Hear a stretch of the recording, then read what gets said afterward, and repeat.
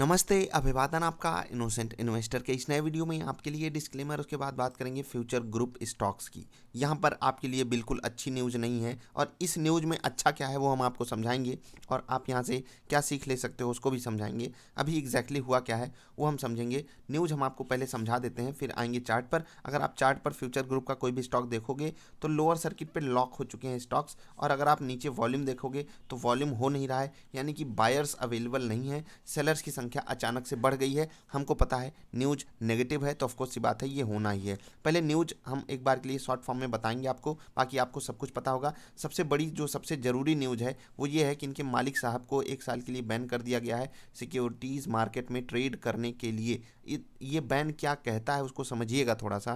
पहले न्यूज समझ लीजिए। किशोर बियानी साहब और 3 others and a few related entities can not buy sell और deal in securities of Future Retail Limited for 2 years. इसका मतलब 2 साल का सेबी ने बैन लगा दिया है। Capital market regulator based on insider trading case 2017 के केस में इनके ऊपर ये मतलब केस का जो इल्ज़ाम था उसको वेरीफाई करने के बाद सेबी ने इनके ऊपर रोक लगा दी है। अब ये एक बिल्कुल नेगेटिव सेंटीमेंट की न्यूज़ है और इसके पीछे की अगर आप कहानी समझोगे तो ये समझ जाओगे कि रिटेल इन्वेस्टर को कैसे एक स्टॉक में ट्रैप कर दिया जाता है। एक स्टॉक में वहाँ पर बड़े प्लेयर्स अपनी पोजीशन बनाते हैं, अपने हिसाब से नेगेटिव न्यूज़ लाते हैं, स्टॉक को गिराते हैं, फिर नीचे खरीदते हैं, अच्छी न्यूज़ लाते हैं, ऊपर ले आते हैं, बेच कर रिटेल इन्वेस्टर को थमा कर भाग जाते हैं। साफ साफ हमारे सामने कहानी है। आप बियानी साहब को कितना भी अच्छा समझ लो, लेकिन अगर इस केस में सेबी ने इनके ऊपर ये जुर्माना लगाया है 2 साल ट्रेड ना करने के लिए, अभी काफ़ी जाँच इसमें बाकी है। देखते हैं आगे क्या होता है। यहाँ पर आपको सारी डिटेल भी दी गई है, आप उसको पढ़ भी सकते हो।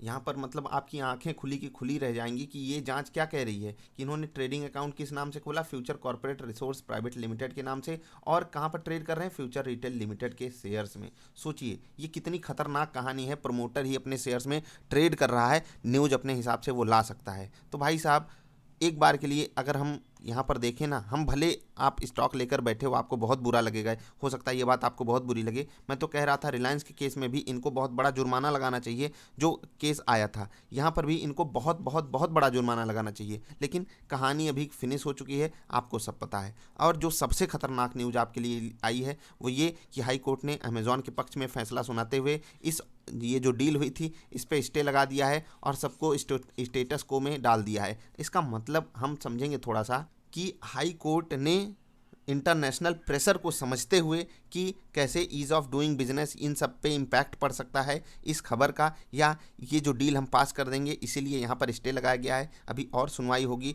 सिंगापुर में, जो फैसला आएगा अब उसका भी मतलब मैंने आपको शुरुआत में भी ये बात बताई हुई थी कि सिंगापुर का फैसला भले इंडिया में एप्लीकेबल ना हो, लेकिन वो फंसा बहुत सकता है अलग अलग ढंग से।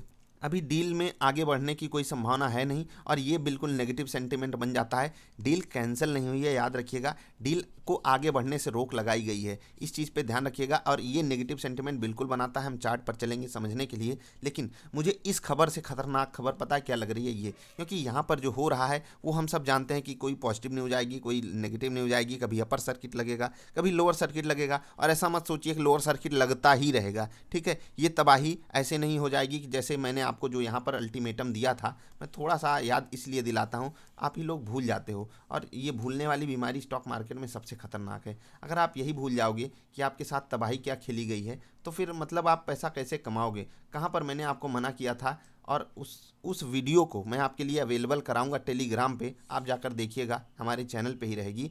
इसी जगह पे ये जो कैंडल बनी है ना, इसी कैंडल पे मैंने आपको बोला था सेल करके बाहर निकल जाइए, क्योंकि ये डील हमारे आपके लिए हुई ही नहीं है। फ्यूचर ग्रुप को इसमें फ़ायदा हो जाएगा, रिलायंस को फ़ायदा हो जाएगा, शेयर होल्डर्स को कुछ नहीं मिलने वाला है। मैंने उसी दिन आपको समझा दिया था और उस वक्त 150 रुपये प्राइस चल रहा था फ्यूचर रिटेल का, अभी 75 रुपये पे मिल रहा है। 1/2 मतलब हाफ हो चुका है वहाँ से प्राइस। क्या यहाँ पर ये प्राइस में बहुत ज़्यादा डेंट मिल जाएगा? मुझे नहीं लगता, मुझे बहुत बड़ा डेंट यहाँ पर नहीं दिखाई देता, क्योंकि स्टे लगा है। स्टे सिर्फ एक मतलब कहते हैं ना, ये एक सेंटिमेंटल बिहेवियर है। तो बहुत से लोग ये पूछ रहे थे कि हमारी वैल्यू एकदम ख़त्म हो गई, ये हो गया वो हो गया, तो ऐसा आपको एकदम घबरा जाने की ज़रूरत नहीं है। बहुत नीचे मिलेगा तो आप एवरेज कीजिएगा, बाकी मुझे नहीं लगता कि ऐसी कोई गिरावट आपको देखने को मिलेगी। ठीक, अभी हम आगे बढ़ते हैं, हम एक्सप्लेनेशन देंगे आपको कि ये जो लोअर सर्किट लगा है इसके पीछे क्या और कुछ कारण हो सकता है क्या, कि ये डील जो है वो किसी नेगेटिव डायरेक्शन में जा रही है, डील कैंसिल हो सकती है। क्योंकि अमेजॉन तो अपनी तरफ से कह ही रहा है कि हम बात करने के लिए तैयार हैं, फ्यूचर ग्रुप वाले कह रहे हैं भाई साहब हम बात नहीं करेंगे। अमेजॉन की तुलना किससे की जा रही है? सिकंदर से। अब ये मामला तनातनी का हो चुका है। इस तनातनी के माहौल में आपको क्या करना है मैं कहता हूँ, बहुत ध्यान से सुनिएगा मेरी बात। फिर से आपको बहुत जो ज़रूरी बात वहाँ पर किया था, वहाँ पर आपने कहा नहीं माना। उसके बाद जो लोग मतलब स्टॉक को बाई किए हैं, मतलब एक बार के लिए आप गिरावट में, जब डील हुई गिरावट आई, वहाँ पर आप बाई करते तो वो आपके लिए एक सिनारियो भी बन सकता था। लेकिन आप यहाँ पर एक अनसर्टेनिटी वाले स्टॉक में अगर आप बाइंग इनिशिएट कर रहे हो तो आपको समझना चाहिए, मैंने जब इससे पहले वाली भी वीडियो बनाई थी आपको यही चीज़ एक बात मैं बार बार कह रहा था कि जहाँ पर आपके सामने क्लैरिटी नहीं होगी बाजार में, वहाँ पर आप बहुत बड़ा रिस्क लेते हो और रिस्क रिवार्ड रेशियो आप यहाँ पर नहीं समझ सकते। इसीलिए आपको ऐसे स्टॉक्स को अवॉइड करना चाहिए। कम से कम अगर आप शॉर्ट टर्म ट्रेडर हो, तो इन्वेस्टर हो तो भी आपके लिए ये स्टॉक है नहीं। ये स्टॉक है सिर्फ और सिर्फ किसके लिए? जो धूम धड़ाका करना चाहते हैं, बाजार में आए हैं, थोड़ा चीर फाड़ मचा देते हैं, उनके लिए हैं। अभी भी मैं यही चीज़ कह रहा हूँ, न्यूज़ बेस्ड स्टॉक में हम आपके ऊपर कुछ भी नहीं होता है।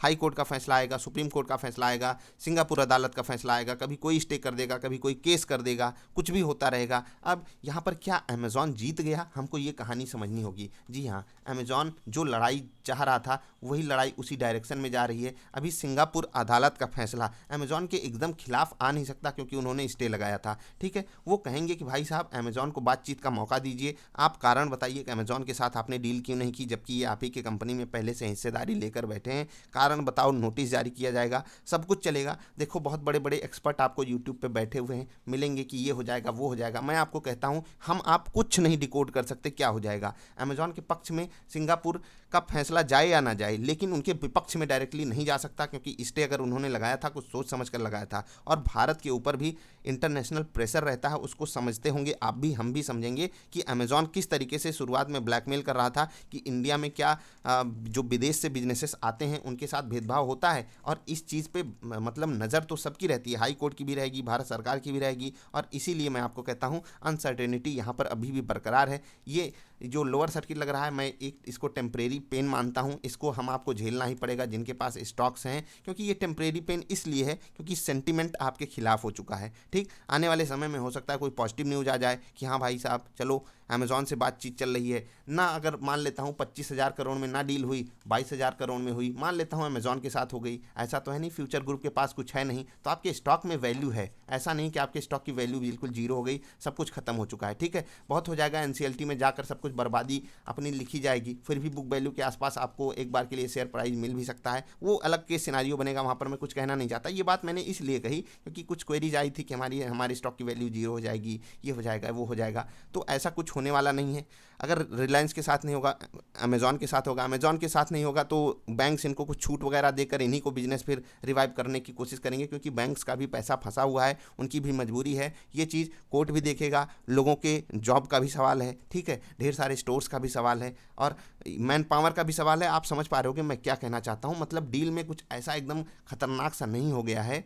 यहाँ पर वही चूहा बिल्ली वाली लड़ाई चलती रहेगी। रिलायंस अपनी जगह सही गलत करेगा, फ्यूचर ग्रुप अपनी जगह सही गलत करेगा, अमेजॉन भी अपनी जगह सही गलत करेगा। हमें आपको क्या देखना है एज अ शेयर होल्डर? हम चाहते हैं किसका भला हो? फ्यूचर ग्रुप का भला हो। लेकिन बैक ऑफ मतलब आप पीछे जाकर देखोगे तो आप ही के मालिक, मतलब जिनका आपने शेयर लिया है, वो आप ही जैसे लोगों के साथ, हम आप जैसे रिटेल इन्वेस्टर के साथ कितना बड़ा छल कर रहे थे। आप यहाँ पर देख लीजिए कैसे हम आपको धोखा दिया जा रहा था। सेबी ने जुर्माना लगाया है, मतलब ये तो जो बैन लगाया है 2 साल का, इसके अलावा जुर्माना भी बहुत बड़ा लगाना चाहिए। मैं तो ये चाहता हूँ, ये जो सिनारियो ओवरऑल बनकर आ रहा है हमारे सामने, हमें आपको इसको झेलना ही पड़ेगा। और अभी जो कहानी है वो इतनी है कि अमेजॉन और फ्यूचर ग्रुप के बीच में जो रस्साकसी चल रही है, इसमें क्या रिलायंस को कोई घाटा है? देखो रिलायंस के स्टॉक पे भी काफ़ी ज़्यादा क्वेरी आई है। मैं एक चीज़ समझाता हूँ। रिलायंस, आप एक बात बताइए, उनके बिजनेसेस तो चल रहे हैं, वो 25,000 करोड़ रुपए अलग से रख देंगे, वो उनको 25,000 करोड़ के बदले कुछ वैल्यू मिल जाएगी, वो उससे और बिजनेस करेंगे, इंप्रूव करेंगे। अगर नहीं होता है तो स्टॉक एज यूजुअल परफॉर्म करेगा, वहाँ पर कोई दिक्कत का सबब है नहीं। दिक्कत का सबब है सिर्फ और सिर्फ फ्यूचर ग्रुप के स्टॉक्स में। और यहाँ पर जो लोअर सर्किट पे स्टॉक्स लॉक हुए हैं, कल जो न्यूज़ आई है उसी के चलते लॉक हुए हैं। कहानी ये बहुत ज़्यादा दिन नहीं चलेगी। सर्किट पे भी अगर रहना है तो वो ऐसा नहीं होगा सर्किट पे सर्किट ही लगे जा रहा है। जो कहानी पहले दोहराई गई वो दोबारा नहीं होगी। लेकिन अब हम आपके लिए अच्छी चीज़ क्या है कि हम आप यहाँ से एक सबक लेकर जाएं। सबक लेकर क्या जाएं कि नेक्स्ट टाइम हम न्यूज़ वाले स्टॉक से बिल्कुल दूरी बनाकर रखेंगे। इसीलिए मैंने आपको फ्यूचर ग्रुप के केस में सबसे तगड़ी वार्निंग दी थी। पूरी दुनिया आपको खरीदने के लिए बोल रही थी, मैं अकेला शायद खड़ा था। कुछ लोग थे, उनको तो आप देखते भी नहीं हो। जो लोग आपको बोल रहे थे भाई साहब मत खरीदना, सेल कर देना, उनको तो आप सब देखते भी नहीं हो। लेकिन जिनको आप देखते हो वो सब आपको धूम धड़ाका बता रहे थे, और धूम धड़ाका कितने बेहतरीन तरीके से रिटेल इन्वेस्टर के साथ हुआ है। आप तो यहीं अटके हो जो लोग नए हो। जो लोग पुराने हैं ना, उनके दिल से पूछिए, रॉबिन हुड लोगों से पूछिए जो नए नए आए थे बेचारे, उनको 150 पे माल थमाया गया, 75 पे आके निकाला गया है उनको। कुछ नहीं किया जा सकता। ऐसे केसेस में आपको सावधान होने की ज़रूरत है। मैं फिर से जाते जाते एक चीज़ कहूँगा, ये फ्यूचर ग्रुप के मालिक साहब आपके सगे नहीं हैं। याद रखिएगा, आपने स्टॉक ले लिया है तो हो सकता है आप उनकी तरफ देख रहे हो, लेकिन देख लीजिए मैंने क्या समझाया आपको पीछे। जैसा कि मैं हमेशा कहता हूँ, कोई आपका सगा नहीं है। आप एक ऐसी कंपनी में पैसा लगाइए जो आपको पैसा कमा कर दे रही हो, ठीक ठाक परफॉर्म कर रही हो, मैनेजमेंट की कमेंट्री ठीक ठाक आ रही हो, ऐसी कंपनियों में लगाइए। और किसी भी एक कंपनी पर ट्रस्ट नहीं करना है, कम से कम 10 अलग अलग कंपनियां चूज कीजिए। कम से कम की बात कर रहा हूँ, उनमें अलग अपना पैसा डालिए, अपने हिसाब से उसको एडजस्ट कीजिए, प्रॉफिट बुक करते हुए चलिए। स्टॉक में क्या दिक्कतें, क्या अच्छी चीज़ें चल रही हैं उसको समझते हुए चलिए। ये बाजार इतनी आसान नहीं है जितनी आप सब समझते हो कि किसी भी स्टॉक को खरीदे, नीचे खरीदे, ऊपर बेच दिए और हमारा प्रॉफिट हो जाएगा। कहानियाँ चलती रहेंगी। न्यूज़ वाले स्टॉक्स में आपको जो देखना चाहिए वही आप देख रहे हो। कभी अपर सर्किट देखोगे, कभी लोअर सर्किट देखोगे। ये चीज़ मैंने आपको पहले भी समझाई थी। रही बात स्टॉक की वैल्यू की, तो आपकी वैल्यू ख़त्म नहीं की जा रही है, याद रखिएगा। सिर्फ डील पे स्टे लगा है। कभी अगली वीडियो में अच्छे से एक्सप्लेन करूंगा डील पे स्टे किस तरीके से लगा। इस वीडियो में सबसे मेन उद्देश्य मेरा था ट्रेडिंग को लेकर कि किस तरीके से उनको बैन किया जा रहा है और कैसे बड़े प्लेयर्स हम आपके साथ खेल खेलते हैं, उससे सावधान आपको करने के लिए ये वीडियो थी। हम मिलेंगे फिर से। वीडियो पसंद आई तो लाइक कर देना। तब तक के लिए बाय बाय।